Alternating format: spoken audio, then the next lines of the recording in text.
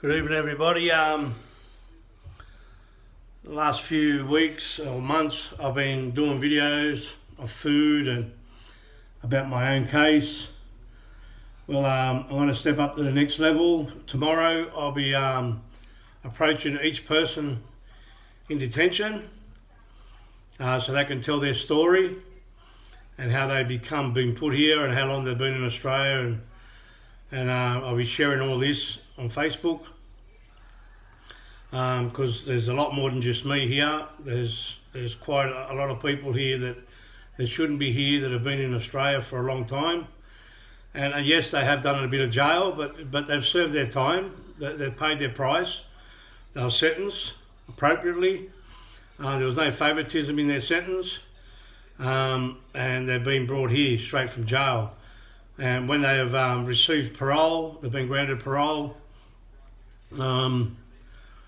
So just tune in tomorrow. I'll be doing a few videos with a few people, interviewing a few people and getting their story out. We really need you out there to be our voice because things are just a bit too much for everyone here, you know, like I know everyone's depressed. A lot of them don't like to show it, but I'm going to get to the bottom of their heart tomorrow. I'm going to ask some serious questions, and we'll see what results we get out of it, and how deeply depressed people are in here. Even the ones that are brave and being strong, the love that they're missing out on from their family, the comfort, and the time that, you know, with their kids. And there is a lot of fathers here, and not only fathers, a lot of young blokes here too, in their just turned 18, come straight from boys' homes. These are a subject of Australia. They've come here when they were young. They didn't come here in their 20s and 30s with a criminal record, you know what I mean? They've come here as children, and well, they've taken the wrong path here and there, but you know, to be deported away from their family and kids, I think that's a bit harsh, you know. Like, there is a law system out there that, like I said, they've been trialled, they've been sentenced, they've done their time. A lot of them have received their parole, and well, there was no release date. They come straight here, and they're waiting on to go to AAT or the federal court, which we all know the federal court, well, the minister has the last say. So really, he overrides the courts, and especially federal judges. Like, judges have been in their position for years and years. Judges don't get sacked, you know what I mean? Like, they're there until they retire. So some of them are there 30, 40 years.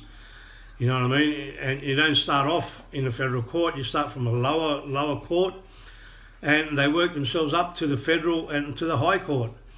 And given the job to do that, they have, how would I say, they've earned and studied and spent a lot of time, and they've, you know, like they've been recommended as good judges. So why should the minister override the federal court and recancel someone on a different act of the Migration Act? You know what I mean? Like, it's but like I said, it's not going to be just about me anymore. As much as I like to, you know, like, I'm not giving up.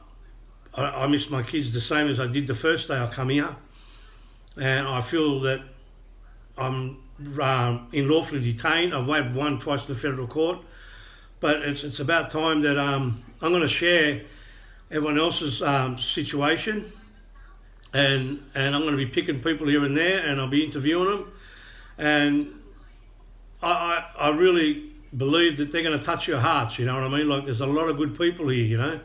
We spent a lot of time together in a very confined place, you know what I mean? And there's 70 of us here, and there's never a fight, you know what I mean? Everyone respects everyone. You know, like, you can't put 70 people together in a pub without a fight. You know what I mean? Like, it just shows the character. The character, and the funny thing about it is, no matter how many good things you do here, it's worth nothing. But you do one bad thing, and they write you up. It goes against you. You know what I mean? Like myself, being in here 3 years, I haven't had a hiccup. Not one incident with anyone whatsoever. Not even a detainee, Serco officers, the border force. Well, if I'm here under character, well, what's my character? Like, come on. 3 years in the depression that I'm going through?